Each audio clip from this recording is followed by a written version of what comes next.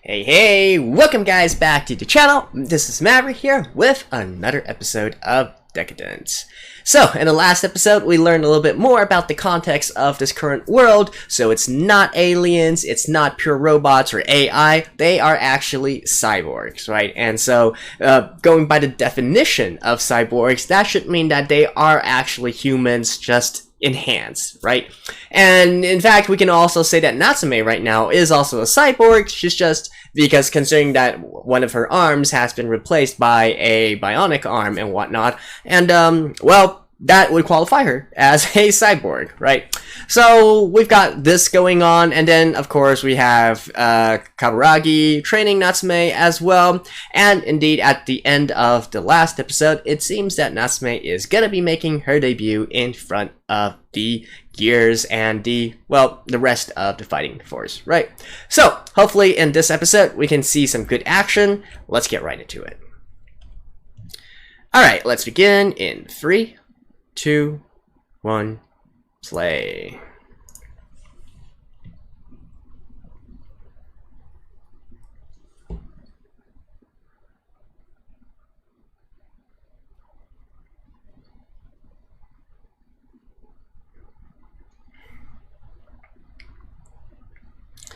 I mean, in this kind of case, Pipe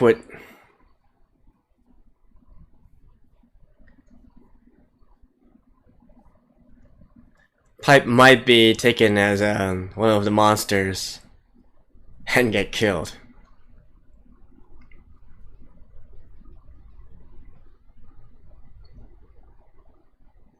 You don't even have your gear. Oh, I was just about to say she doesn't have gear. But good eyes, Natsume. Good eyes.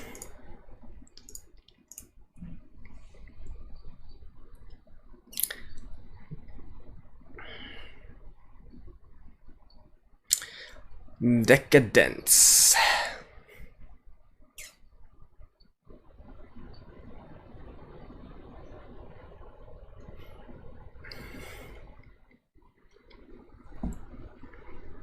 Dead.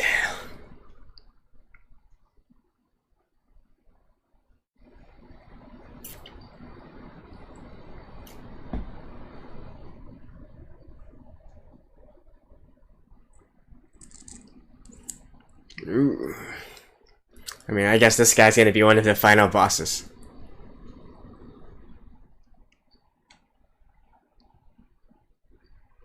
Yeah, I'm ready to see some good action now. And hopefully we can see Deca-Dence in action as well.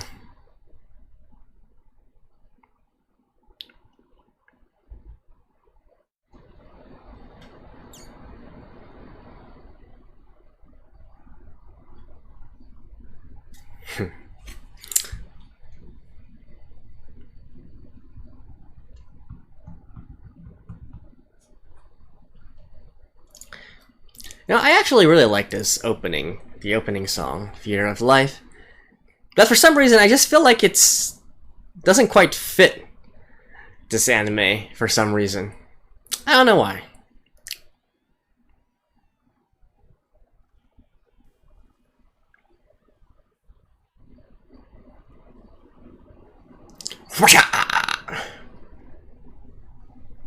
Oh.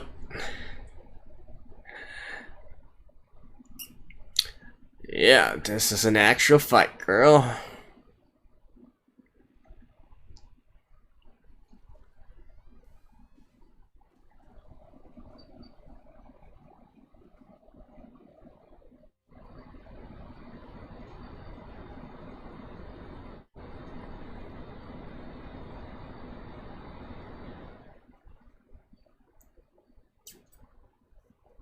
Yeah, you don't want to hyperventilate right now.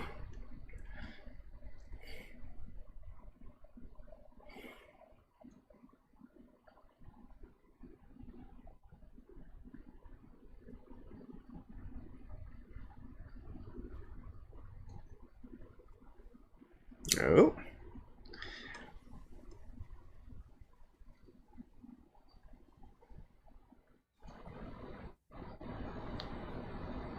Damn.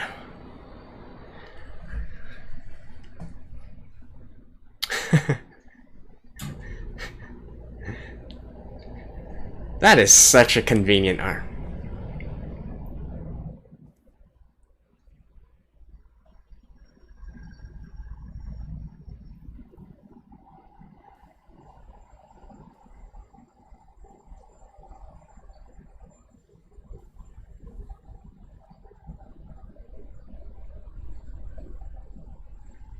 So these are actually humans as well, right?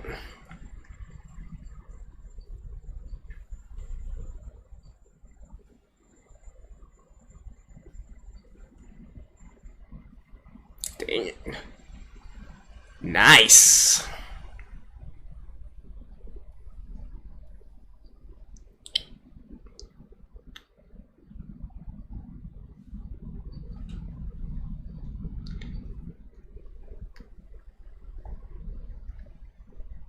Yeah, you would think that they would have some... I know I probably shouldn't be such a downer while she just did something awesome, but why don't they use swords? Or any kind of cutting weapon? I guess it's not enough force to penetrate the skins?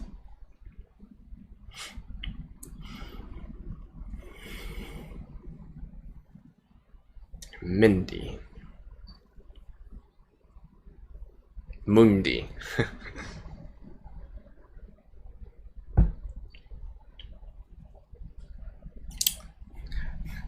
Like a rolling stone. Strike!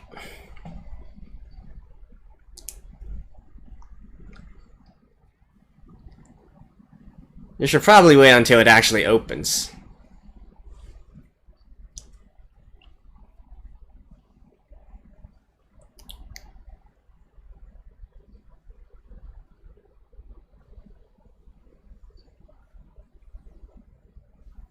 Woof.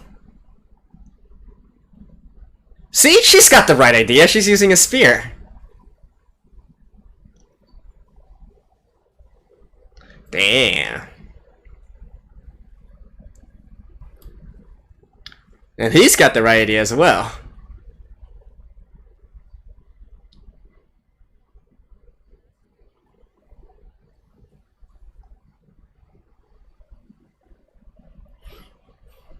Not bad. Not bad.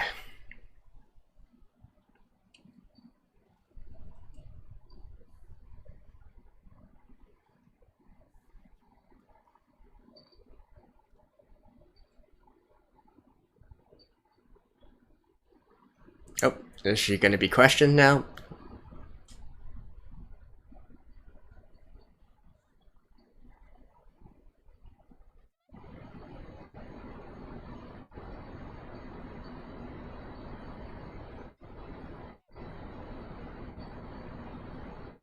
Ah.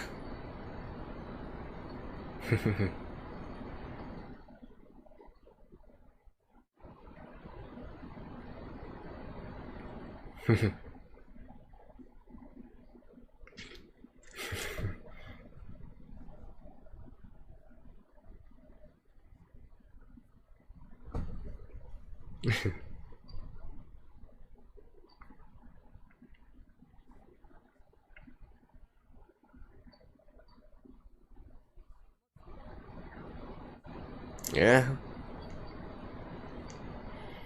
Actual prowess and accomplishments.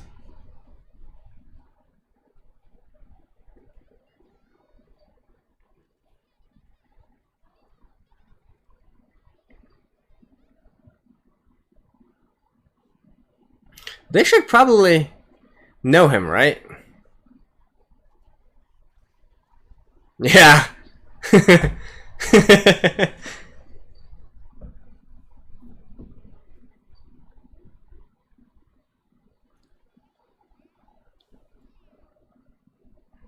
Well, of course, he used to be like the top ranker, right?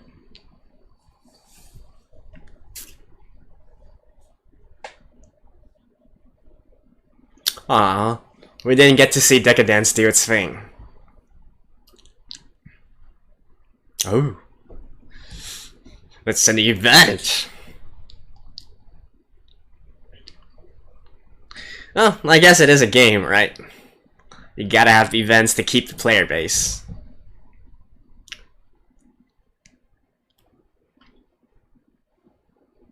Clear the nest.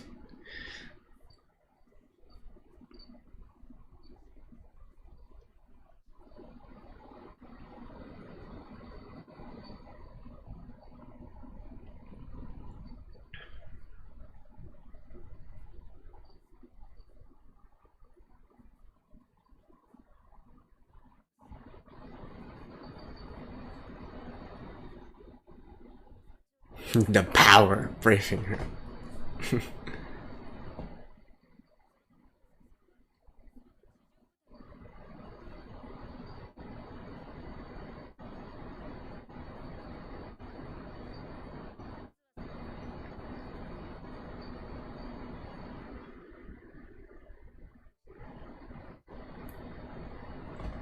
Squats. So I guess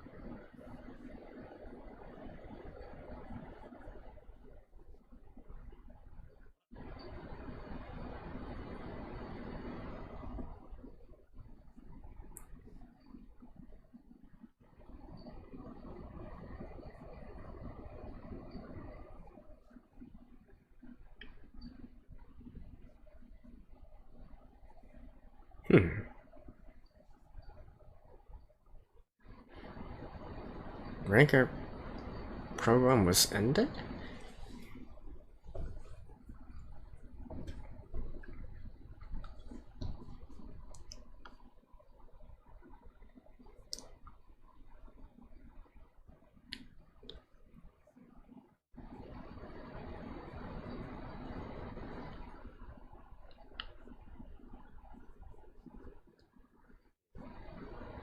Really? And he's like, no, Natsume.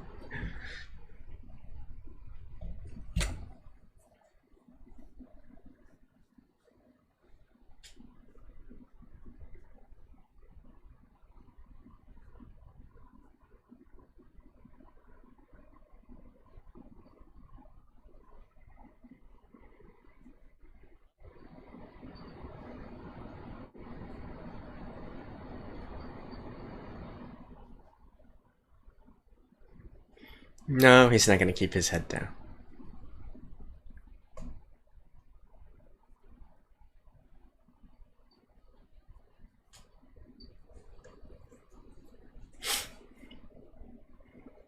Hmm?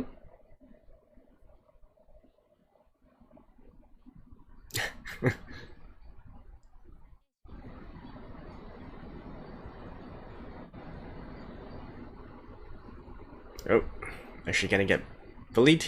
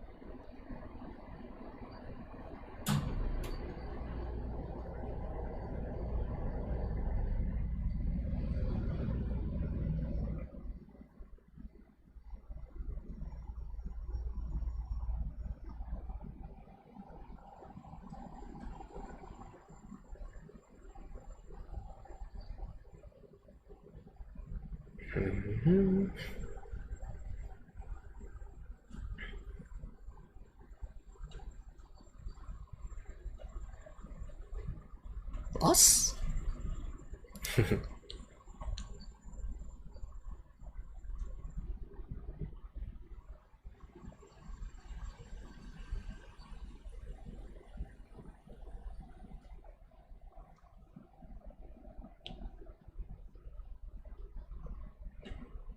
Yep. Find no battle, alright.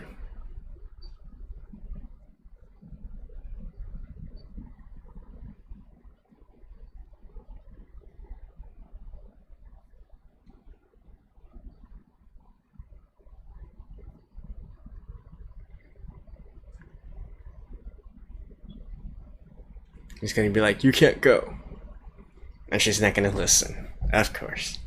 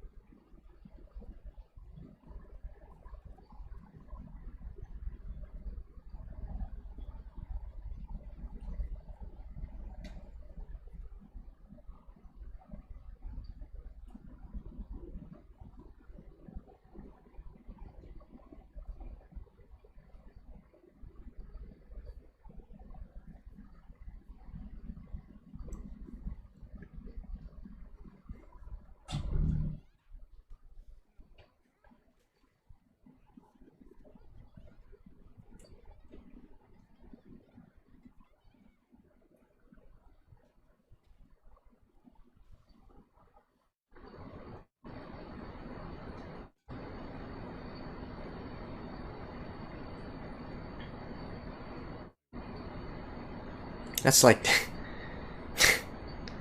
This is like, wait. And it's not like she can't get a replacement for that. Like, what's that supposed to accomplish?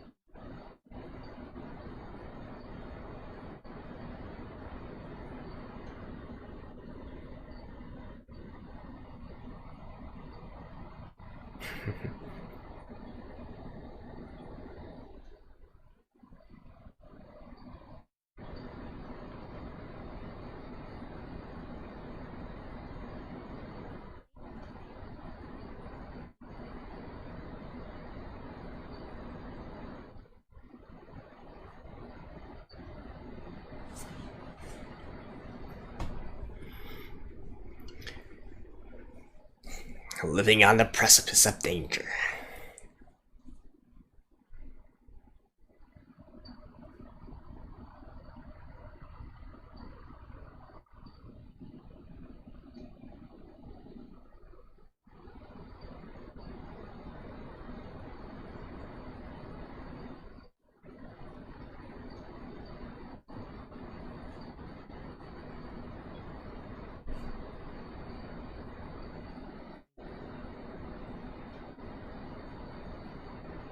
Oh, Deca-Dence.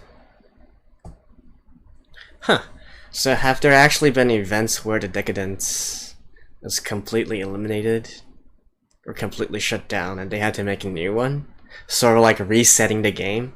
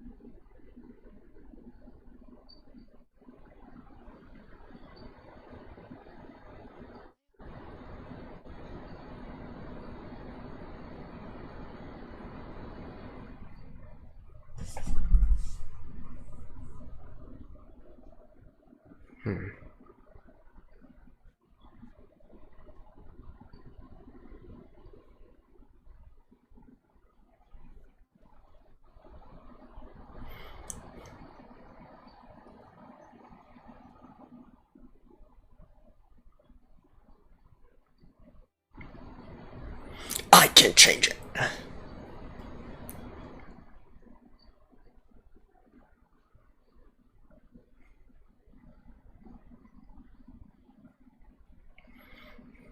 But no, seriously, why would destroying that stop her from fighting?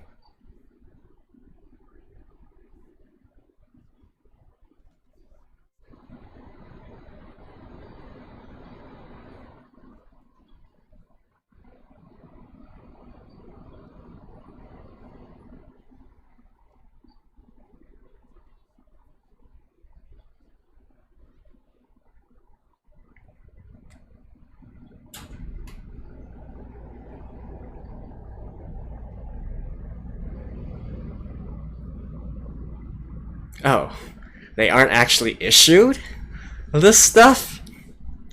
What kind of military organization are you? This is more like a militia.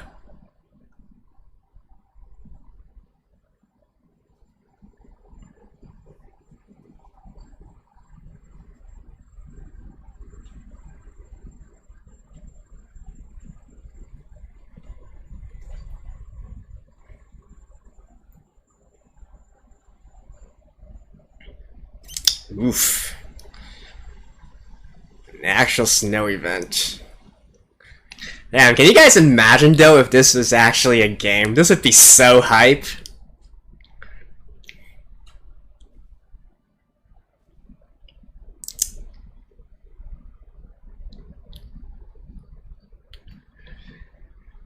Alright. Well, see you guys after this. Alrighty, big event coming up, right? Like I said, that would definitely be a pretty damn hype event if it was an actual game and whatnot. Before we begin, quick apologies if you feel like the volume is fluctuating or whatnot. I'm actually playing around with some settings, trying to increase the volume a little bit, although I think I might have overdone it. So bear with me for a while. You might have to adjust the volume sliders a little bit for the for this episode. But yeah, anyways, back to the episode at hand. We do get to see Natsume coming out and fully admitting what it is that she actually really wants by becoming a soldier and by fighting. Now, I've always felt that her reasons for wanting to join were kind of vague, and we can clearly see here that it's not really that much about any ideals, about saving the world or whatnot. And to be honest, I don't think it's really that much related with her father either. Like, obviously, she was influenced by that, but at the root of it, she simply wants to do this for herself, right? She wants to prove that she can handle herself on the battlefield, even with a disability and whatnot. And, well, yeah, that's basically it, right? So she came out and said it, and I think that's a good thing. Now, the actual story itself, though, and how we actually got to the point where she was doing this, I have some issues with that. I definitely don't think that we need to have this sort of drama between Natsume and Kaburagi when we can all clearly see how exactly it's going to end up and what it's going to happen in all of the situations here, right? Not to mention, like, I don't really feel they needed to have this big sort of confrontation there. This is just my opinion here, right? But I feel like the story would have been much smoother if, for instance, like Natsume maybe completely misinterpreted the situation, right? Because obviously she knows that Kaburagi was a great fighter in the past. From her point of view, Kaburagi was part of the power before and was also a pretty awesome fighter in his own right, probably even a legendary fighter. But something must have happened that caused him to retire and not fight anymore, right? So I feel like it would have been a great opportunity for Natsume and Kaburagi to have some other sort of bonding as well. Like maybe Natsume is thinking, misinterpreted the situation and thinks that Kaburagi quit the power because so many of his friends were getting killed and he got disillusioned by the entire situation, and so that's why he hung it up and called it quits, right? And then for Natsume herself to also kind of be talked down from it, right? Because realizing, hey, Kaburagi is suffering from all that, again, might be just a pure misinterpretation on her part. But I feel like that the entire, having this sort of mental burden and whatnot would be much more convincing in the fact that she is not being able to go out and fight, right? Rather than her gear, her equipment getting destroyed, which can clearly be, I mean, you can borrow it, you can borrow money to buy equipment and whatnot. Obviously, I feel like the power would want any able-bodied fighters, as many able-bodied fighters as they can, especially for such a big event. From their point of view, this might even be the event, right? Where if they can defeat this nest, then they might have peace once and for all. That kind of thing, right? So I definitely feel like that would make much more sense logically than just Kaburagi destroying her equipment and then Natsume is like, oh, I don't have my equipment, sorry, I can't fight anymore, and that being that, right? So I feel like from a storytelling point of view and from a character interaction and character building point of view and from a logical point of view, it would make much more sense to sort of have Natsume misinterpret the situation as I described there, right? Not to mention it kind of makes sense as well, right? Because Kaburagi definitely doesn't want her to die, and so even if the specifics are a little bit different, the end result is the same, right? So yeah, I feel like they could have done a lot better there in terms of the storyline. But then again, it's probably not that important anyway, since we all know that she's going to be going out in the end. Now, I would have thought that maybe some other good ideas to reach the same kind of conclusion might be, maybe Natsume was convinced by Kaburagi, but then something suddenly arose, like maybe she befriended someone in the power, and then they got into a critical situation, and so Natsume was like, okay, I'm part of the reinforcement group, I gotta go help, and something like that, right? I feel like that would also be a pretty good event or a pretty good context for putting her into harm's way yet again. But instead of basically, what we see here, which is I don't know, something just rubs me the wrong way about how the entire situation was handled here. What else for this episode? And another thing is the entire sort of reset event, right? That's also getting me very curious as well, because that also doesn't really make much sense. So, okay, you might say maybe they want to periodically thin out the crowd or whatnot, and make sure that there's not so many rankers or so many gears, if you will. But in this case, if they're leaving like the S class, the S ranks, those that are the top of the top, right, the cream of the crop, and then instead just getting rid of all the lower tiered players, what exactly is that going to accomplish? You're only going to let the strongest survive here, and that's not a good thing if all you want to do is try and control them, right? Unless you're actually trying to cultivate these S rankers for a specific reason. Maybe you want their abilities to be used elsewhere, right? Sort of like a farming grounds, if you will. Otherwise, like I said, this doesn't really make much sense as well. And I mean, the entire Deca-Dence, being an entertainment facility, you know, why do they need to... Well, okay, so fine. People like to play games, right? That's okay. But like, I feel like in a normal world, there would be no gamer that wouldn't rage quit at an event where you are destined to fail, right? Like, if that happened in real life as well, people would be raging. There would be so many complaints and so many hate mail that would be targeted towards developers and whatnot. You don't, from a game design perspective, you don't design events where you don't design things where, you know, you have a 100% failure rate, right? That's just bad game design. So I don't know what exactly they're trying to accomplish here. Like, if they were like gamers from the real world as well, these cyborgs or whatever they're called, what good would it be for the corporation if most of them just decide to rage quit and they're like, this is such a shit game, I worked so hard, like, for the past half a year, past 1 year, maybe he got to A rank, right? Maybe the guy was put in a lot of effort into it and whatnot, and then all of a sudden, just because of some bullshit event, everything that he has is gone, because there's no, it's permadeath here, right? It's like hardcore all the time. So I don't know. I feel like for if this was a situation that happened in real life, you know, the developers would not be hearing the end of it. So, lots of questions about this particular event as well, and what exactly it's supposed to accomplish here. Although I guess they did say that they wanted to find a way to bring back the rankers, but is that really necessary? Huh. Well, hopefully these questions and more will be answered in the upcoming episodes as well.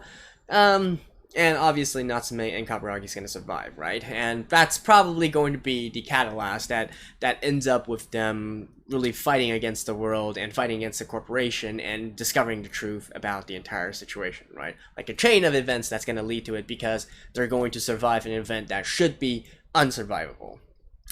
Alright, that's it for episode 4 of Deca-Dence. I hope you guys enjoyed this one as well. Let me know if you have any comments in regards to the volumes, the sounds, and whatnot. And yeah, any feedback, any critique, or whatnot. And if not, well, I will see you guys next week as well. Stay tuned. Bye-bye.